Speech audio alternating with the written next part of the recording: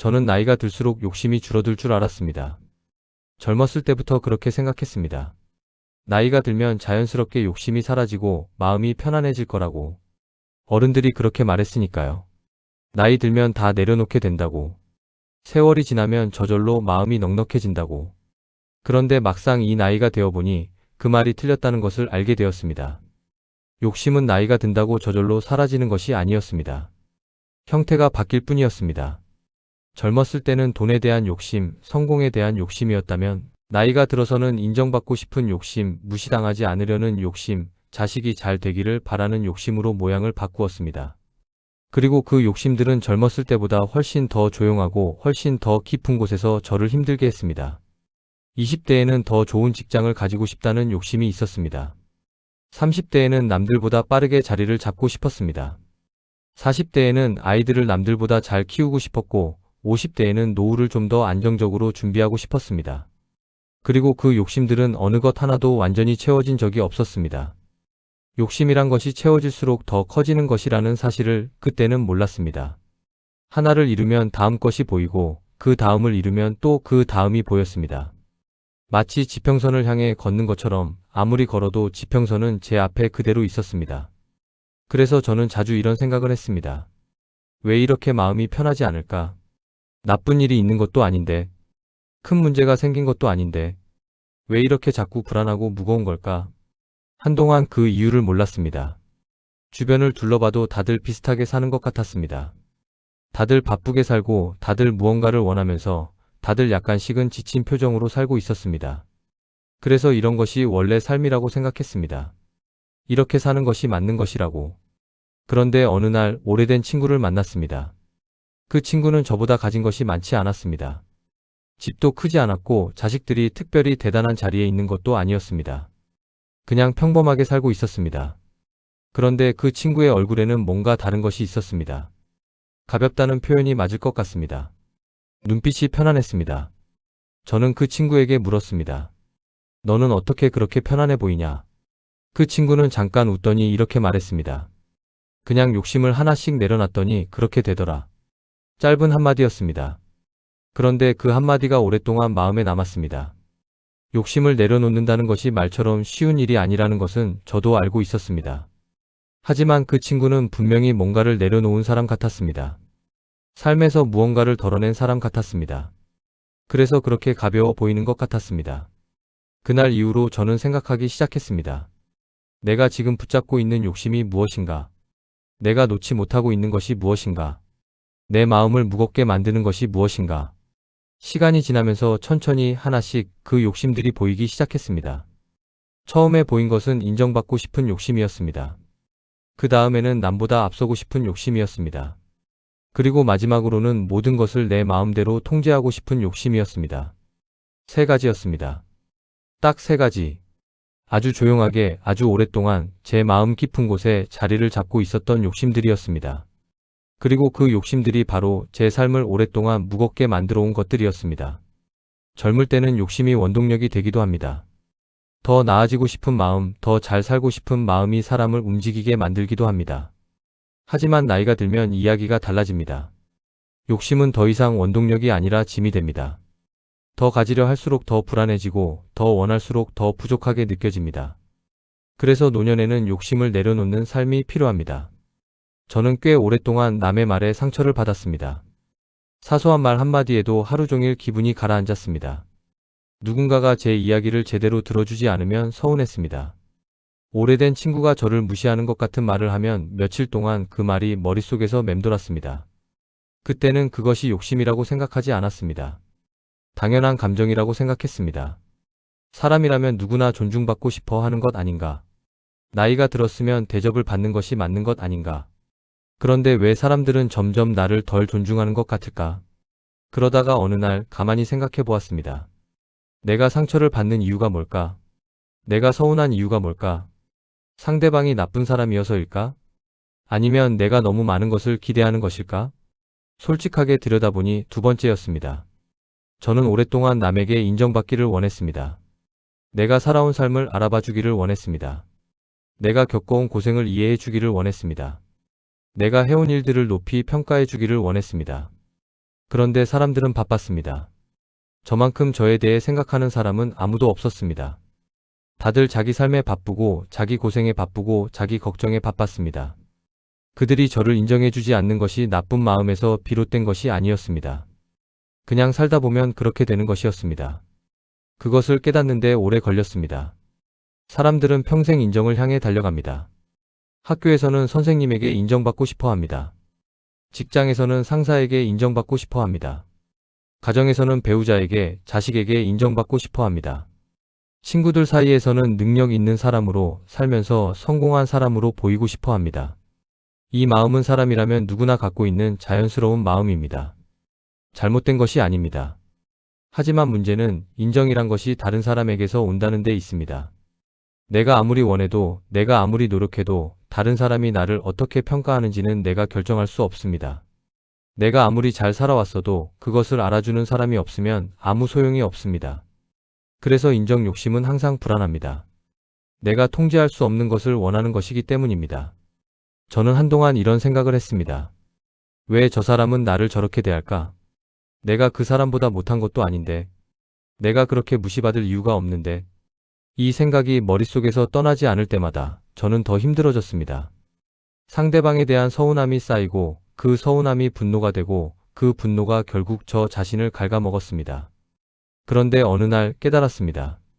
상처를 주는 것은 상대방이 아니라 인정받고 싶은 내 욕심이었습니다. 상대방은 그냥 자기 말을 했을 뿐입니다. 그 말이 저를 향한 것이 아닐 수도 있고 별다른 의도가 없었을 수도 있습니다. 하지만 저는 그 말을 제 기준으로 해석했습니다.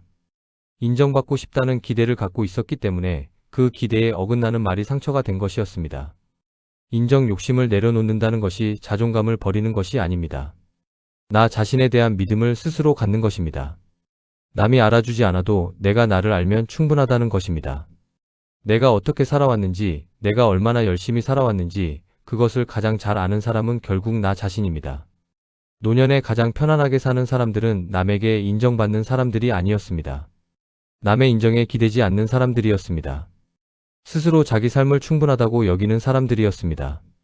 그것이 진짜 자유라는 것을 저는 늦게 알았습니다. 저는 오랫동안 비교하는 습관이 있었습니다. 의식적으로 한 것은 아니었습니다. 그냥 자연스럽게 됐습니다. 친구를 만나면 그 친구의 집이 어떤지, 자식들이 어떻게 됐는지, 어떻게 살고 있는지가 눈에 들어왔습니다. 그리고 나도 모르게 그것을 내 상황과 비교했습니다. 그 친구가 저보다 나아 보이면 마음이 불편해졌습니다. 반대로 내가 더 나아 보이면 잠깐은 기분이 좋아졌습니다. 하지만 그 기분은 오래가지 않았습니다. 곧 또 다른 비교가 시작됐으니까요. 비교는 이상한 것입니다. 이겨도 편하지 않고 지면 더 힘들어집니다. 이기면 잠깐 기분이 좋다가 곧 더 높은 사람과 비교를 시작합니다. 지면 기분이 나쁜 채로 하루를 보냅니다. 어느 쪽이든 결국 내 마음은 편안하지 않습니다. 어느 날 모임에 나갔다가 오는 길에 그날 있었던 대화를 떠올렸습니다. 누구 아들이 어느 회사에 다닌다는 이야기, 누구 딸이 좋은 집에서 산다는 이야기, 누구는 노후 준비를 잘 해놨다는 이야기. 이야기가 끝나면 다들 조용해졌습니다. 겉으로는 웃으면서 이야기를 나눴지만 집에 오는 길에는 각자 마음속으로 무언가를 계산하고 있었을 것입니다. 저도 그랬습니다. 저 집 아이는 저렇게 됐는데 우리 아이는 왜 아직 그럴까? 저 사람은 저만큼 살았는데 왜 저렇게 넉넉해 보일까? 이런 생각들이 집에 오는 길 내내 이어졌습니다. 아무 나쁜 일도 일어나지 않았는데 그냥 사람들을 만나고 왔을 뿐인데 저는 더 힘들어진 채로 집에 왔습니다. 그날 밤 가만히 생각해 보았습니다. 비교의 끝은 어디인가? 재산을 비교하면 항상 나보다 많이 가진 사람이 있습니다. 자식을 비교하면 항상 더 잘된 자식이 있습니다. 건강을 비교하면 항상 더 건강한 사람이 있습니다. 노후를 비교하면 항상 더 잘 준비된 사람이 있습니다. 비교에는 끝이 없습니다. 비교는 제가 가진 것을 보는 것이 아니라 내가 갖지 못한 것을 보는 행위이기 때문입니다. 그래서 비교를 하는 한 나는 항상 부족한 사람이 됩니다. 내가 실제로 얼마를 가지고 있든 내 자식이 실제로 어떻게 살고 있든 비교 앞에서는 항상 모자란 것이 됩니다. 자식도 마찬가지입니다. 내 자식이 남의 자식만큼 되어야 한다는 생각, 내 자식이 남들이 보기에 성공한 삶을 살아야 한다는 생각. 이 생각이 부모 마음에 있으면 자식이 아무리 잘해도 만족이 없습니다. 항상 비교 대상이 있고 항상 부족해 보입니다. 그리고 그 불만은 자식에게 전해집니다. 말로 하지 않아도 전해집니다. 비교는 내 마음만 힘들게 하는 것이 아닙니다. 내 주변 사람들도 힘들게 합니다. 이 나이가 되어서야 천천히 알게 되었습니다. 내 삶은 남과 비교될 수 없다는 것을. 내가 살아온 방식이 있고, 내가 겪어온 사연이 있고, 내가 걸어온 길이 있습니다. 그 길은 다른 사람의 길과 같을 수가 없습니다. 같아야 할 이유도 없습니다. 비교를 줄이면 지금 내 앞에 있는 것들이 보이기 시작합니다. 내 삶이, 내 자식이, 내 하루가 충분하다는 것이 느껴지기 시작합니다. 그래서 저는 비교를 줄이기로 했습니다. 저는 한때 무언가를 잘 정리해야 마음이 편안해지는 사람이었습니다. 집 앞 물건들이 제자리에 있어야 했고, 계획대로 일이 진행되어야 했고, 사람들이 제가 생각하는 대로 행동해 주어야 했습니다. 그래야 불안하지 않았습니다. 그래야 안심이 됐습니다. 그때는 이것이 꼼꼼한 것이라고, 책임감이 있는 것이라고 생각했습니다. 그런데 나이가 들면서 이것이 통제 욕심이었다는 것을 알게 되었습니다. 제가 가장 힘들었던 시절은 자식들이 제가 생각하는 방향으로 살지 않기 시작했을 때였습니다. 자식이 어릴 때는 어느 정도 제 말을 들었습니다. 학교를 어디로 가고 어떻게 공부해야 하고 어떤 친구를 사귀어야 하는지 그 모든 것에 부모의 말이 영향을 미쳤습니다. 그런데 자식이 성인이 되고 제 인생을 살기 시작하면 더 이상 부모가 원하는 대로 가지 않습니다. 제가 좋다고 생각하는 직업을 선택하지 않을 수도 있고, 제가 마음에 드는 사람과 결혼하지 않을 수도 있고, 제가 원하는 방식으로 아이를 키우지 않을 수도 있습니다. 그때마다 저는 불안했습니다. 저 방식이 맞는 건지, 저렇게 해서 괜찮은 건지, 내가 뭔가 잘못 가르친 건지, 이런 걱정들이 끝도 없이 올라왔습니다. 그래서 말을 했습니다. 충고를 했습니다. 조언이라는 이름으로, 걱정이라는 이름으로, 사랑이라는 이름으로. 하지만 자식은 그 말을 좋아하지 않았습니다. 오히려 거리를 뒀습니다. 연락이 줄었습니다. 그때 저는 이런 생각을 했습니다. 왜 자식은 부모 말을 저렇게 듣지 않을까? 다 잘 되라고 하는 말인데. 그런데 지금 돌아보면 그것이 욕심이었습니다. 자식이 잘 되기를 바라는 마음은 진심이었습니다. 하지만 그 안에는 자식이 내가 원하는 방식으로 잘 되기를 바라는 마음이 있었습니다. 자식이 행복하기를 바라는 것이 아니라 내가 보기에 성공한 모습으로 살기를 바라는 마음이 있었습니다. 사랑과 통제는 다릅니다. 사랑은 상대방이 그 사람답게 살 수 있도록 곁에 있는 것입니다. 통제는 상대방이 내가 원하는 방식으로 살기를 요구하는 것입니다. 이 둘은 겉으로 비슷해 보이지만 받는 사람 입장에서는 완전히 다르게 느껴집니다.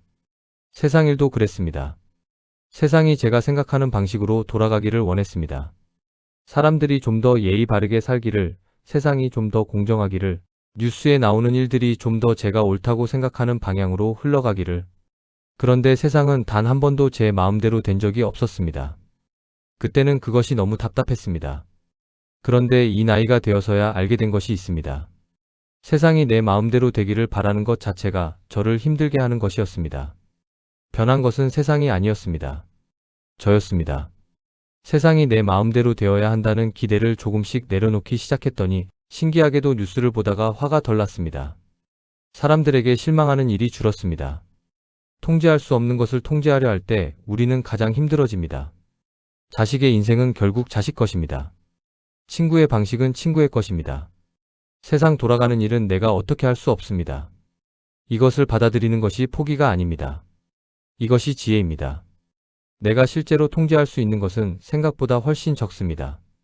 내가 오늘 어떤 마음으로 하루를 시작할지, 내가 지금 이 순간을 어떻게 살지, 내가 소중한 사람에게 어떤 말을 건넬지, 이 정도가 내가 실제로 결정할 수 있는 것입니다. 내려놓기 시작했을 때 신기한 일이 일어났습니다. 자식에게 덜 말하기 시작했더니 자식이 먼저 연락을 해왔습니다. 친구에게 덜 기대하기 시작했더니 있는 그대로의 그 친구가 고마워졌습니다. 세상에 덜 화내기 시작했더니 오히려 세상에서 좋은 것들이 더 잘 보이기 시작했습니다. 내려놓을수록 삶이 가벼워졌습니다. 저는 요즘 아침에 일어나면 창문을 엽니다. 예전에는 그냥 지나쳤을 것들이 이제는 눈에 들어옵니다. 바람이 어떻게 부는지, 하늘이 어떤 색인지, 나무가 어떻게 흔들리는지, 별것 아닌 것들입니다. 젊었을 때는 그냥 지나쳤을 것들입니다. 그때는 볼 여유가 없었습니다. 더 중요한 것들이 너무 많았습니다.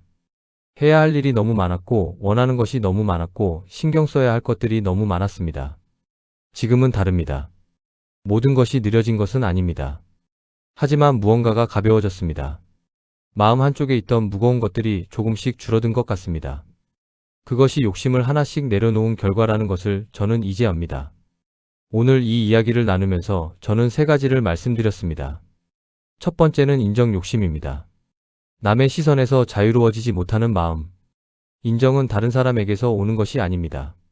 내가 살아온 삶을 내가 충분히 여기는 것에서 시작됩니다. 남이 알아주지 않아도 내가 어떻게 살아왔는지 나는 압니다. 그것으로 충분합니다. 두 번째는 비교 욕심입니다. 비교는 항상 내가 부족한 곳을 향합니다. 내가 가진 것을 보지 않고 내가 갖지 못한 것을 봅니다.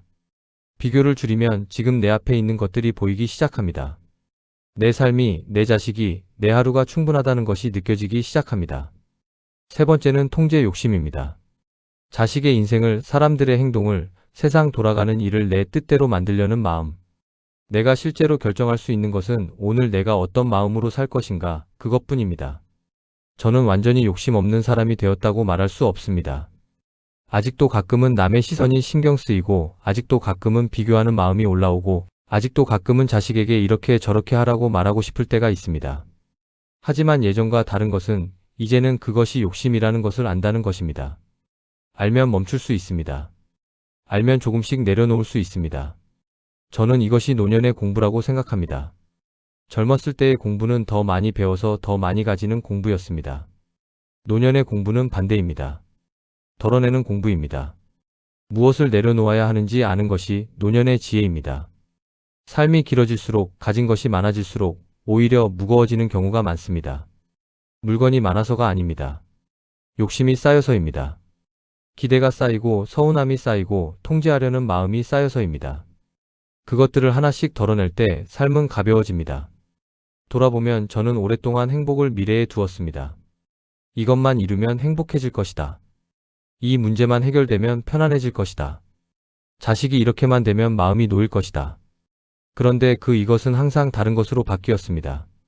하나가 해결되면 다음 것이 생겼고 하나를 이루면 다음 것이 보였습니다.